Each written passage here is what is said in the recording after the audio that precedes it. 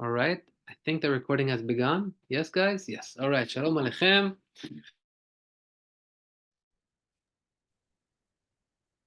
Here we go. All right.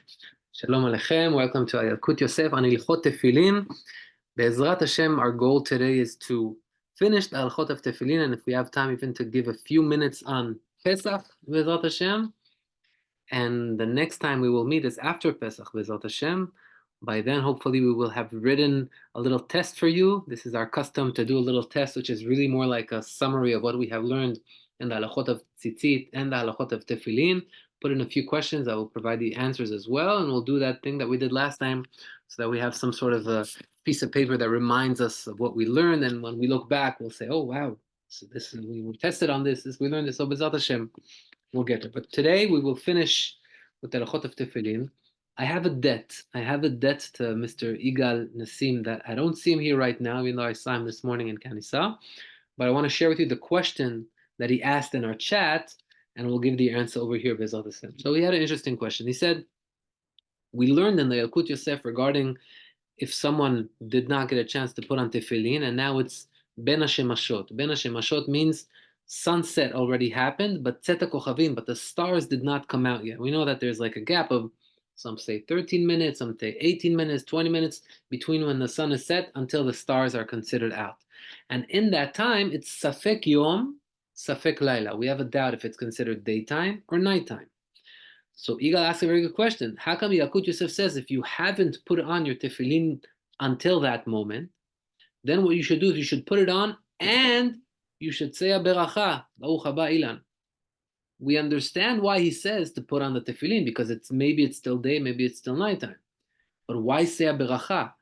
Didn't we learn a rule that says safek berachot leakel, that whenever we have a doubt, we should not say a bracha? So this is the question that he presented. Giacomo Baruch haba. Quickly, just I'm going to repeat the question, or maybe through the answer you guys will understand the question. But Igal asked the question, how come we say a bracha on putting on the tefillin when it's in the twilight time, between when the day ended and the next day begins? Because in that hour, in those 13 minutes or so, after the shkia, before the tzeta kochavim, before the stars come out, it's a doubt if it's day or night. So how can I say a bracha on tefillin? So the answer goes as follows. It's true that we have learned a very important rule called safek berachot leakel. Whenever we have a doubt regarding a beracha, we don't say the beracha. Put on the tefillin, don't say the beracha. So why over here does the Yalkut Yosef say to say a beracha?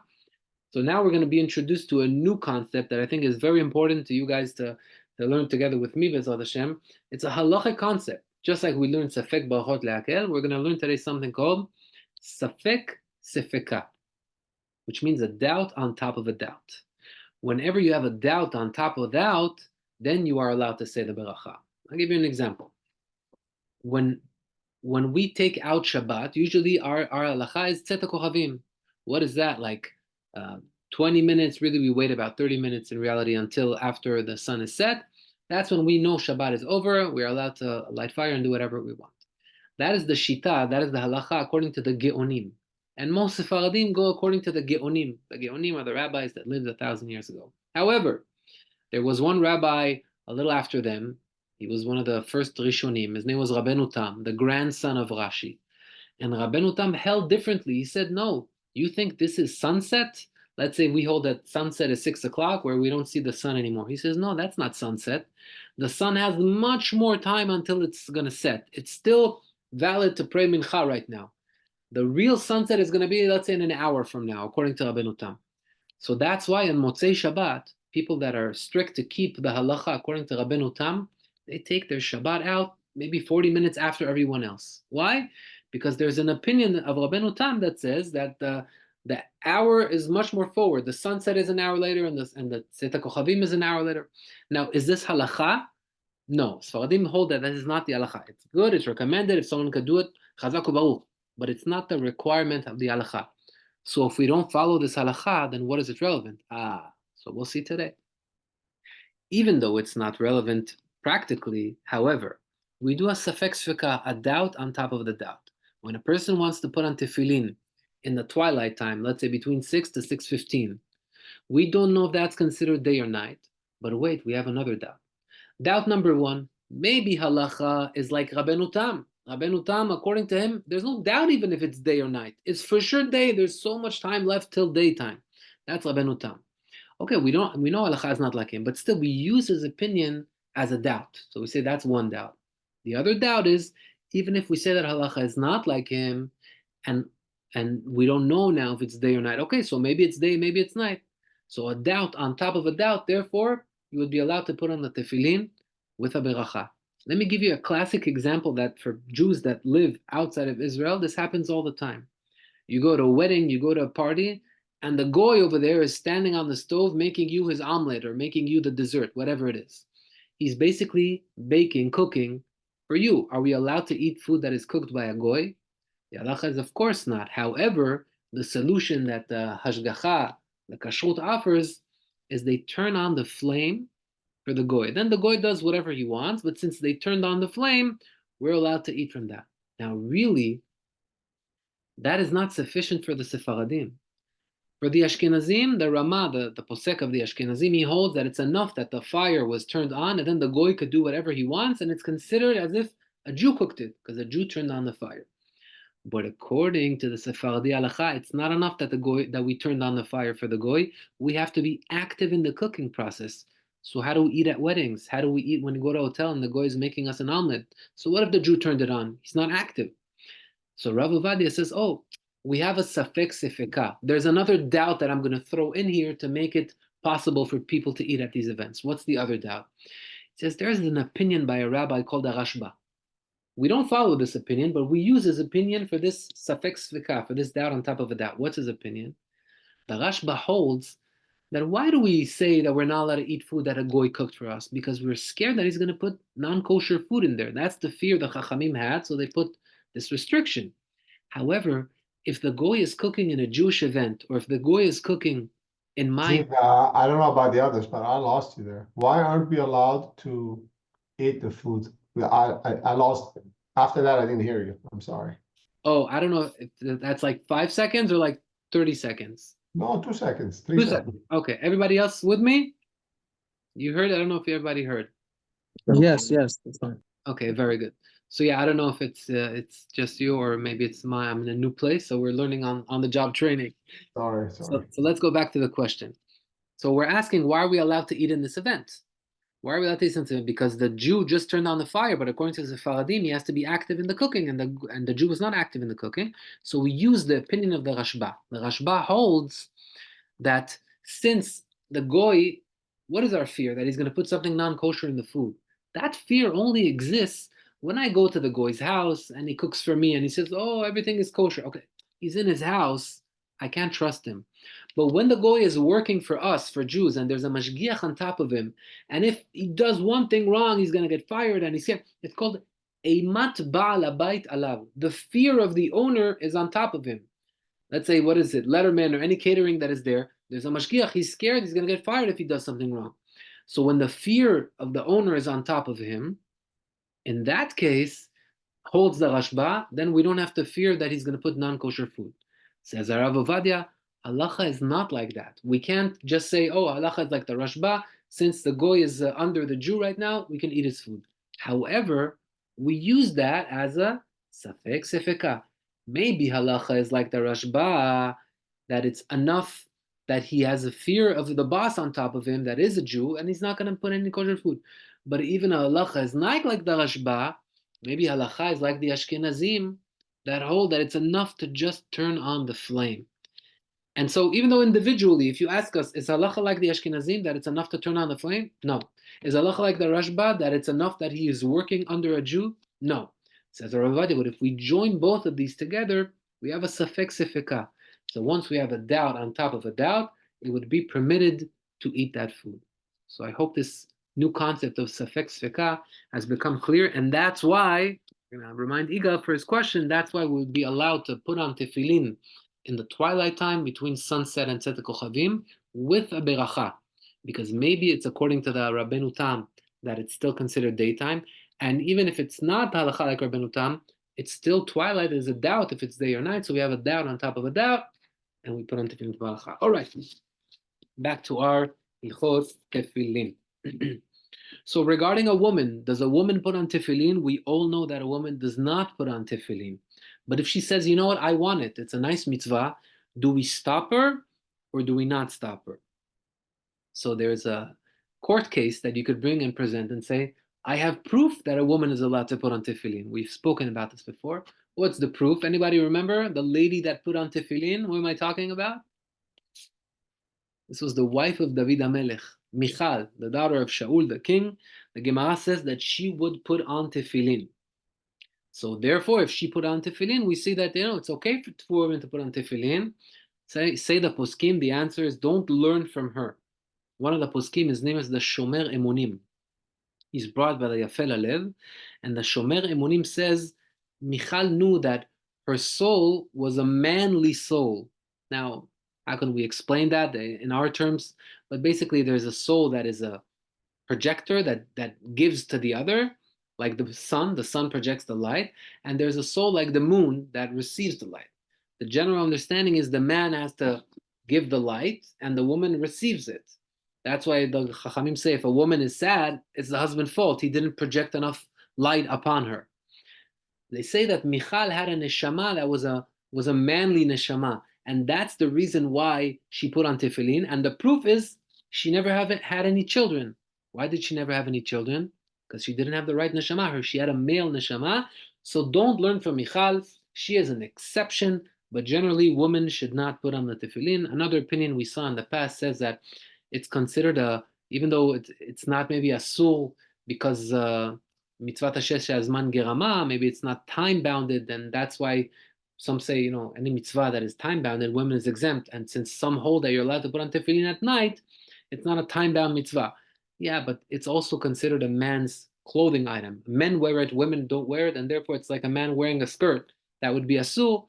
That's another opinion as well. But either way, if a woman wants to put on tefillin, we don't say, okay, you can do it if you want. No. We stop her. We don't allow her to put on tefillin. Another requirement regarding when we put on the tefillin, says the Yalkut Yosef, be very careful not to think of impure thoughts about a woman or something like that. Now, of course, he says you should always be careful not to think those type of thoughts, but how much more so when the tefillin are on us. Now, the next halacha, shelo neda, but if someone chas v'chalila passes away, and now we have an avel. So does the avel put on tefillin on the first day of avelut or does he not? The halacha is it depends. It goes like this. If someone lo alenu passed away Sunday morning, and then by Sunday 3 o'clock, they already buried him. So the day that he passed away was also the day that he buried him. That doesn't always happen. If that's the case, we all agree that after the burial at 3 o'clock, the guy comes home, he does not put on tefillin. But I missed tefillin today. He's an avel, and his close one passed away on the same day as he was buried, no tefillin. However, if somebody died Friday and they didn't have time to bury him before Shabbat, and then they did the burial on Sunday, so the day of the death is not the same day as the burial. In that case, it's a big controversy. Some say yes, some say no. What does it matter if it's the first day, if it's the same day as the burial, as the same way as the death? The halacha is that whenever the Averut begins on day one, we don't put on tefillin. Some hold like that. Some say no, that's only if it's also the day that he passed away, but if it's a different day, halacha says the Yalkut Yosef, he recommends that if that ever happens to somebody where the burial was delayed, then somebody should come home and put on tefillin quietly, but he shouldn't say a beracha. Why is he not saying a beracha? Because of the concept that we keep on repeating here. Safek, there's an opinion that says he should, there's an opinion that says that he shouldn't. Okay, put on tefillin, but don't say the beracha. Lo alenu, let this halacha not only be learning and not practical for us. All right, now this is something that happens sometimes where a person hangs his tefillin, right? A lot of the times you see it during someone wants to take off the tefillin. Some people take it off from here, and then the head is hanging, and he holds it from the string. It's a problem. Some say there's more leniency if you do it while you're hanging it and putting it on, but much better not to do that. It's a bad thing to have your tefillin hanging, or if you can't find the case for the tefillin and you see a little hook, let me hang it over here. No, you don't hang the tefillin. I'm not talking about if it's inside the double bag with the talit. I'm talking about the tefillin itself. It shouldn't be hung even from your hand holding the knot and letting the head hang down, that should not happen. Now, a little spicy question. Is someone allowed to have relations with his wife if in that room the tefillin are there? This sometimes could happen. Someone goes to a hotel, it's all one big room. What does he do? Is it mutar? Is it asur? So of course there are solutions. Any Jew finds a solution for these things. But generally, if the tefillin are exposed, or even if they have one cover, it's not sufficient to say that they are not there and we could be with our wives. What you need is two covers. But what type of covers? So first of all, let's look at the tefillin. The tefillin itself always has the box that it's covered in. And then above that, you have the tefillin bag. Says the Yalkut Yosef that even if you have many items that are covering the tefillin, but that's the way of covering the tefillin, they're always there in order to cover the tefillin. So even if you have two covers, it's considered like one. He says even if you have 100 covers, but that's how you always do your tefillin, it's considered one cover. And therefore, the tefillin bag is a bag meant for tefillin. So when you take the tefillin case, it's also made for tefillin, one inside the other, still it's considered that you only have one cover. And in order to have relations, you need to have two covers. So if you're the type of person that takes the tefillin bag and puts it in the talit bag, then you already have two covers and you are set. But if you were in a scenario where, let's say, your son took your talit bag and now your tefillin are just in the room inside that bag, that is not considered that tefillin are covered. They need two covers, so take another bag and wrap them up. Okay, I hope that was clear. Having said that, we've just learned that if the tefillin have two covers, and excluding the additional covers that are always there, then it's considered like the tefillin is not there. Says the Yalkut Yosef, this is all what we said right now for relations, but is it considered that the tefillin are not there and I could take this and use it as a pillow, or take it and put it under my feet? Chas v'shalom. So we still have to respect the tefillin, but in order for a man to be with his woman, it needs to be double covered, and that would be cool if you have the two covers, but you can't use it as a pillow or something like that. Are we allowed to eat? And we're going to also see what about drinking with our tefillin. Very practical. I see a lot of people doing this. Maybe not a lot of people know the halacha according to the Yalkut Yosef. Says the Yalkut Yosef, let's talk about what's the potential problem of eating with tefillin. Does anyone have an idea? What would be problem? So what if I'm eating with tefillin? When we go to sleep, we say the fear is that you'll put the tefillin in disgrace. What's the fear with when you're eating? My burp. Sorry? My Burp. burp. Okay. Yeah, it's the meaning. The definition is maybe you'll be distracted. You'll forget that the Right. tefillin are on you. Once the tefillin are on you, you're not behaving with the right way, with the right manners, while the tefillin is on you. Therefore, you should not eat with the tefillin. But if it's not a real meal, it's just a quick bite. There's a difference between sitting in a meal, and then you're gonna forget. But if they brought some crackers, some cookies, you're eating, you're saying Bo'em and Mizanot, he says that would be allowed. But when is that allowed? When, let's say, it's your custom to stay after the tefillah with your tefillin on, and let's say you learn something.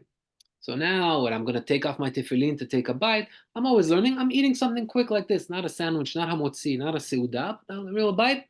That would be fine. But if it's not a temporary eating, if it's a real seudah with hamotzi, then you should not do that. One of the reasons why we don't allow to eat in a big meal where you sit down and you have a heavy meal is because a lot of the times they serve wine in these meals. I'm reminding you, back then wine was like water for us. It was part of the meal. Every meal they had the wine. So if you're going to have the wine, then you may behave in a way that is not proper, and that's why they forbid us to eat with the tefillin. So again, unless it's like a quick bite and you are a person that is used to staying with his tefillin after the tefillah because you're learning something, but someone walked around with a tray of cookies, okay, take one, same as a note, that could be fine, but it can't be a real set meal. What about drinking? So he says that same idea with drinking, meaning generally you shouldn't eat or drink with your tefillin. But if someone has a yortzeit, and then a lot of people, they bring a bottle of whiskey, they say after the tefillah, do a l'chaim with me. So you're still with the tefillin on, okay, you're allowed to take it, say she'akol niya bidvaro leilu nishmat, for the person that passed away, and drink with it. But that's all temporary things, and temporary things that are related to a mitzvah. I still have the tefillin on because I want to learn Torah, or I'm eating a little bit to say beracha leilu nishmat. But if it's just, for no reason, and I'm doing secular things with my tefillin on, then there shouldn't be a reason that you should be eating with them. Take them off. Do not eat with the tefillin. All right.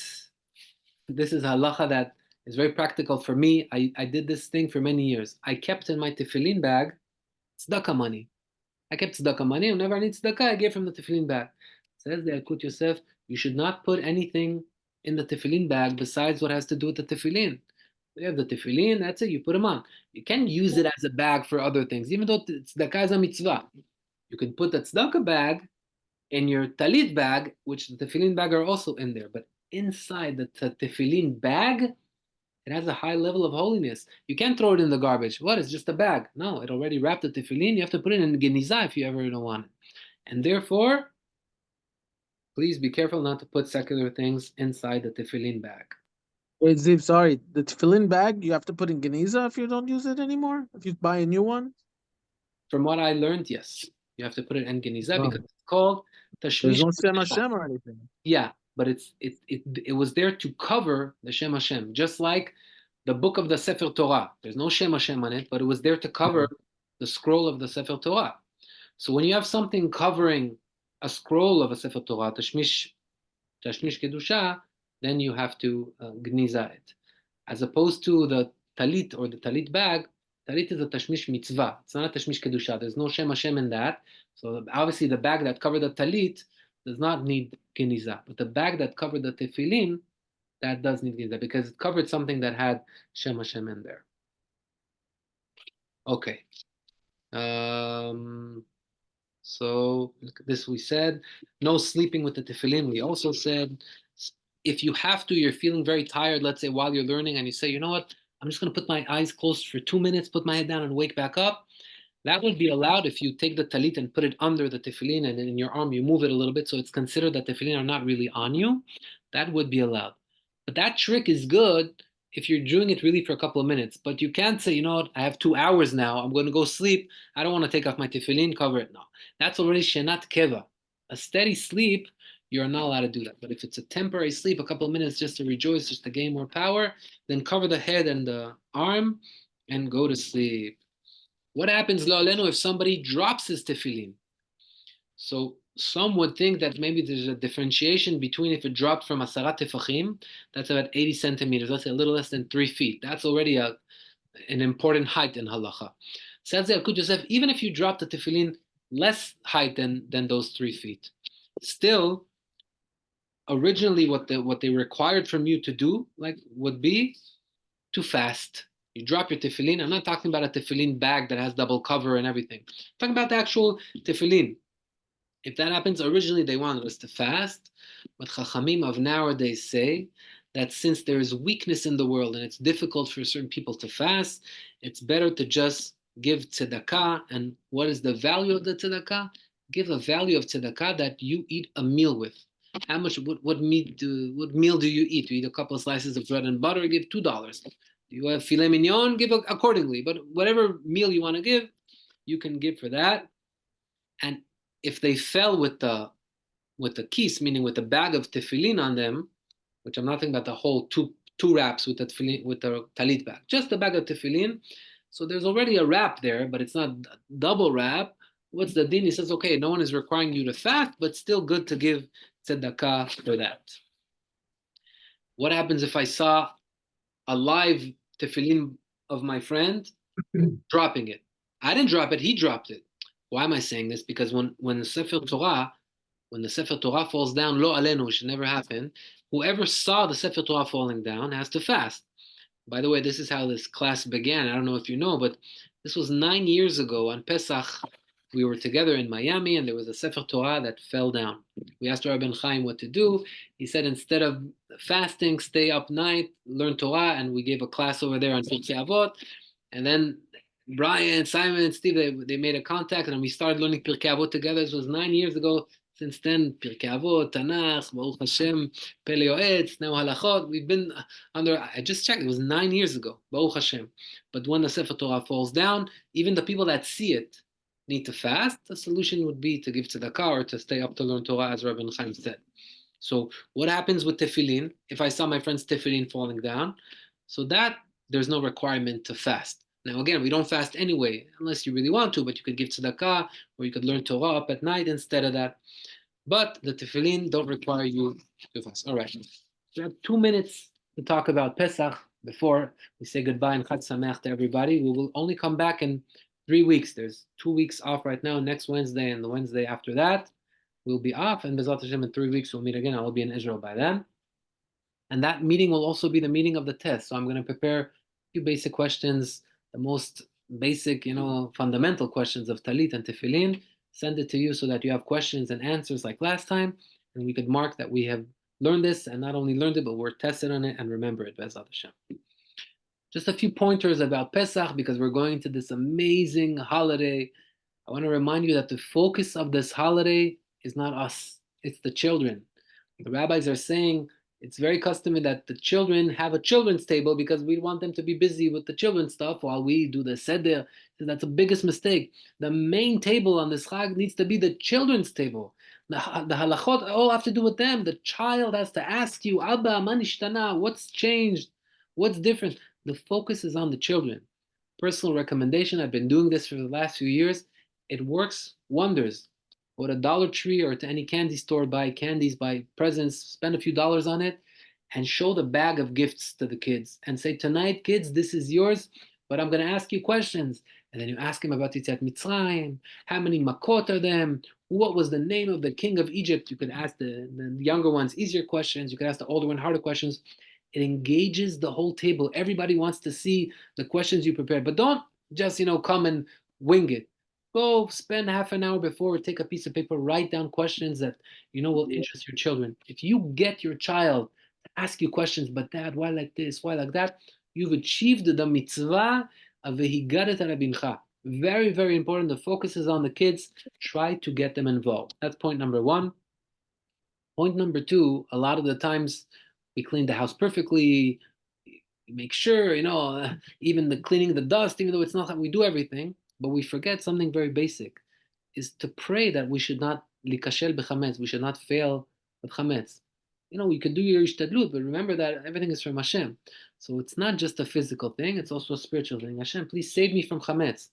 The Ari Kadosh, the holy Kabbalist that lived almost 500 years ago, promised that whoever is careful on chametz, on Pesach, that's it, he has a safety, he has a guarantee for the year. So it's good to pray for not falling in chametz. All right, I think our time is up, so I'll just say what I always say. Most importantly, the Yetzer Hara is going to try to make you upset on Leil HaSeder, get angry. Please, with all your strength, try whatever you can to not get upset, to smile, to laugh, to keep a good atmosphere. All right, we'll finish with this, Rabotai. Hazaku Baruch. One wish you happy holiday. Only good news, Bezat Hashem. Chag Sameach. Thanks, man. Okay. Sameach.